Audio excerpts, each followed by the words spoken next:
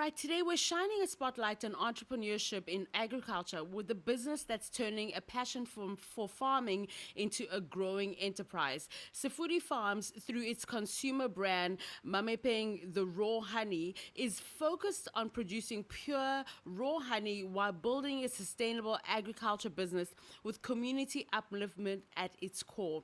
Founded in 2021, the company began with a vision of creating a lasting family legacy. What started as an interest in grape and wine farming evolved into beekeeping after the founder discovered the vital role bees play in both agriculture and food production. Today, Sefudi Farms is not only supplying raw honey but also exploring pollination services and partnerships that support South Africa's agriculture sector. Let's find out more about the journey, the business, and the vision. Please help me welcome Sefudi Boitumelo Tau to the show this morning. Good morning, Sefudi. How are you doing? I'm great. How are you? I'm fantastic. I'm gonna start this like very off, like you know me. I always start with like a weird thing. So when I read when I was as we were preparing for the show and we're hearing about you and beekeeping, like you're basically like one of those people like a Beckham, like the British royal family that keep bees, huh? Something like that, the African version. Oh my god. How did you even get into that? Because like beekeeping, I'd be like scared out of my mind. I don't even want to joke. If I see a bee, I'm running the other way. Like how did you spark an interest to want to be a beekeeper or to get involved in that whole world? Well, the journey initially started when I just wanted to find out how the bees can help pollinate the grapes because I wanted to do winery farming. But I didn't have any fear whatsoever when we were doing the practicals. Instead, it was so therapeutic. That's when I was like, let me start with this beekeeping journey, and it has been ongoing. Wow, I find that so interesting. You're like it's so therapeutic. I think you and I have different views of therapy, but I'll follow you. I'll follow you. Now, your journey started with an interest in grape and wine farming before you shifted to beekeeping. So are you basically talk a bit more about what inspired that change and convinced you that honey production was the right path to go? Like you've just said, um, bees they're part of the ecosystem. Bees is the main source to make sure that all the crops, all the flowers, are still alive, and we still have access to them to reduce um food poverty and to maintain the food security that we need. Then I knew that you cannot go wrong with bee farming because nothing goes to waste.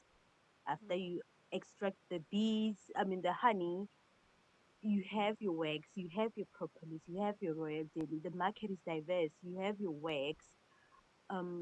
There's so much that you can do in beekeeping that you won't go hungry if it's Yeah. all about um your finances. But besides that, beekeeping is, like I've been saying, is therapeutic. When you go there to the farms and you work with the bees, if you're a bit stressed, you come back with ease.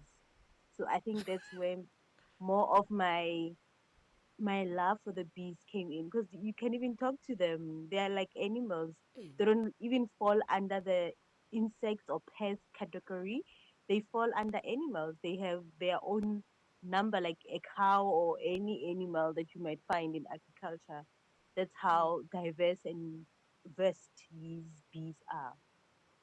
This is so interesting. You're literally opening my mind to a lot. And just do you work with stingless bees or is it bees that can sting? All bees in Africa, they sting. We call Well, them in the most simplest way. We just call them killer bees. yeah. They do sting.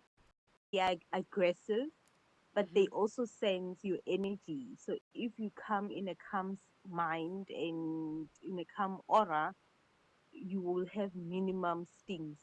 But if you are panicking, or you feel like, oh, these things are gonna kill me, they will Yeah. sting you. They will truly sting you. Okay. So Now, many bees people. in Africa, they're not like the European ones. The European bees, they're more like so friendly. They don't even, you can work without any bee suit. But with our Oh wow. African bees, you need to make sure that you are well equipped, you've got your Yeah. PPE set, and you are safe. Wow. Wow. That's so So interesting. That's safety I did is not know. mandatory.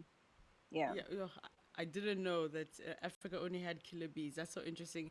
Now, many people enjoy honey, like myself, but we know very little about how it's produced. Can you kind of break down what makes raw honey different from processed honey? What should consumers look out for, and like what is the production cycle of making honey from the time that you extract, from the bee till the time that it's packaged?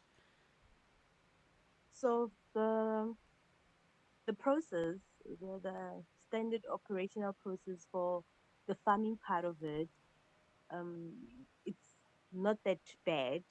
So it's not even that costly to maintain your hive. All you need to do is go there maybe twice a week to inspect your hive. So it's little maintenance when it comes to the hive inspections. So what you'll be checking for all these bugs, the bumblebees, all these insects, even cockroaches. Sometimes they can find a way if the place is not up to standard, if the farm is not in a good state and has all those unwanted pesticides, then those are the things that we check for. Even wasps. Wasps are the most insects that disturb the bees. They can invade the hive. So those are the things that we check in most cases. Even spiders, they can create spider webs inside a hive. So those are the type of things that we check. Then after that, we check the quality of the honey. We check the moisture, and once the honey is fully kept and ready for harvest, then that's when we take it to our honey production center, and then we start with a new SOP now for harvesting. So for extracting and the honey production. So once we are in the facility, we inspect again the hives to just make sure that they are ready for harvesting, and we extract. We've got a machine that we use. We don't do the manual extracting. It takes forever because we deal with big clients now. Then we uncap the frames.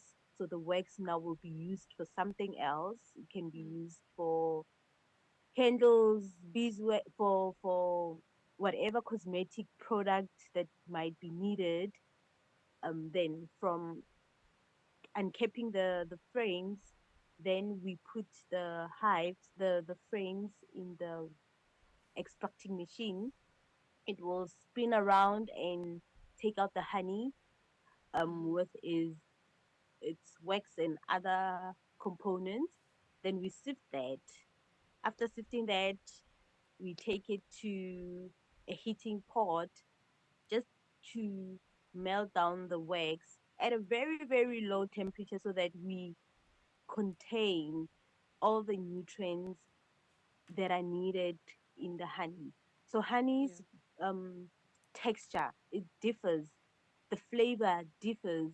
So each harvest on, yes, it can be in the same place in an orange farm, but if the neighbors, because the bees can go up to 5 kilometers away from their hives, so they can get other nectars from neighboring um, farmers or neighboring areas, then it will create a multiple flora of flavor.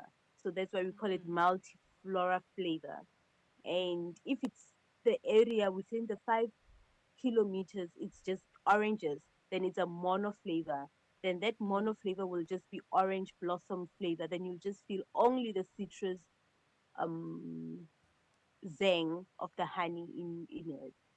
But the texture and the volume of your honey, the viscosity of it also, it also depends on the geographic location. So the thickness, the lightness, it also depends on the glucose and the fructose level in the honey. So it's so complex. It's so complex. Sure. You can have a dark honey based on the type of trees that the honey the bees get their nectar from. If it's in the wild, it will be mostly dark in color, as it has all these indigenous flavors from all these indigenous plants, and the flavor is the best. Is the best. The darker the Sure. honey, the the more nutritious the honey is. Okay, So that's a really good sometimes the way. honey Yeah. can be a bit light. Sometimes Yeah. the honey can be a bit light. If it has more fructose. So fructose is more of the sugar. If it's more sugary, but not harvested from sugar, but from trees like the acacia buffalo trees, they create a lighter and also a lighter in texture, but a bit darker in color. So yeah, Oh, so it that's so interesting. differs every time. It differs every time. That's so interesting. I mean, you clearly your subject matter very well, but also like as a good guide, like if somebody wants to get the more healthy honey, the darker the honey, the better it is, for you. So Absolutely, yeah, yeah, absolutely. So in most cases, people are not aware of that. They're used to the syrup-based honey, which is so yeah, light in color and so syrupy, like so watery. You can even yeah. put it inside your fridge, it will never crystallize. So then once that happens, Ah, then you know that you are not having pure raw honey. If it can oh my stay in the fridge gosh. or during winter and there's no signs of crystallization, then just know that mm-mm, this is a mixture of honey and syrup. That's what Oh, most people don't know about honey. They yeah. think that we are expensive when it comes to us providing pure and raw honey, and the retails are more um, reasonable when it comes to pricing, only to Yeah. find that there's a lot of mixture of Chinese and in those imported honeys that are mixed to the honey that is used in retail and commercial purposes. Wow. That's the You've just struggle literally, that we are facing at the current moment. Because yeah, you've I'm I'm saying sorry. you've literally Yes, just given a whole TED talk on on this whole thing, like seriously, because I'm like, oh, that people. explains a lot. It explains so Yeah, much, because so there's a often you lot of try and awareness. Yeah. yeah, yeah. Oh no. But now also Sefudi, I want to talk a little bit about your community upliftment and how, that's like really key to your vision. How do you plan to create opportunities for local communities as Sefudi Farms continues to grow? So the demand is growing. The nice thing is that I've got a good stress happening in my life right now. We've got a good demand for more honey. We need to be commercialized. We need to be commercial beekeepers. So meaning that I can take as many people as I can in the off season and during the beekeeping seasons. So in the farming aspect of it, I need employees, as many as I can. I need to take my community along with me, or whichever community that I'm within that range or within the geographic area that I'll be at. I will need as many employees as I can get in the farming aspect of it, in the agro processing of it. I even now, I still feel that I need as many employees to make sure that the processes that we're doing, everything is in place. Currently, I have five employees, all youth. One is under the youth category, but we are in shortage of Sure. having a bigger space with enough employees, because I now have to extend my lead time because of if I have to deliver something, I need to consider that I can't strain my employees. And also my equipment is still, some of the equipment we use manual. like for filling the honey, we're still weighing manually. We don't have all the right gadgets for what's this for labeling. We don't have the right machinery to have the production and just do the quality control. So we need as many employees. Honestly, the business is viable. So It's very good for growth for the community and myself. I'm loving everything that you're doing, Sefudi. It's been such a fantastic conversation, and obviously there's so much growth and there's so much more awareness that needs to be done around this. But before we let you go, please can you just Absolutely. let us know your socials if people want to follow your work or interact with you? Please, how can they get in touch with you via your socials and websites and so forth? So our website is www.sefudifarms at gmail. Oops, sorry, www.sefudifarms at .co.za. Um, on Instagram is Bee Farming with Sefudi. It's also Sefudi Farms. On TikTok, it's Sefudi Farms. Also on TikTok, it's Mamepeng The Raw Honey. And on LinkedIn, it's just me on a personal level. It's Sefudi Boitumelo Tau. And on my number, you can also get reach of me on 072 or +27 72115533. So for the next time I'm in South Africa for a visit, I'm gonna go beekeeping with you. I'm telling you, that's what we're gonna do, me and Absolutely. you. You just need to tell me on time, give me your waist, your dress size so I can Yeah, have a PPE ready for you.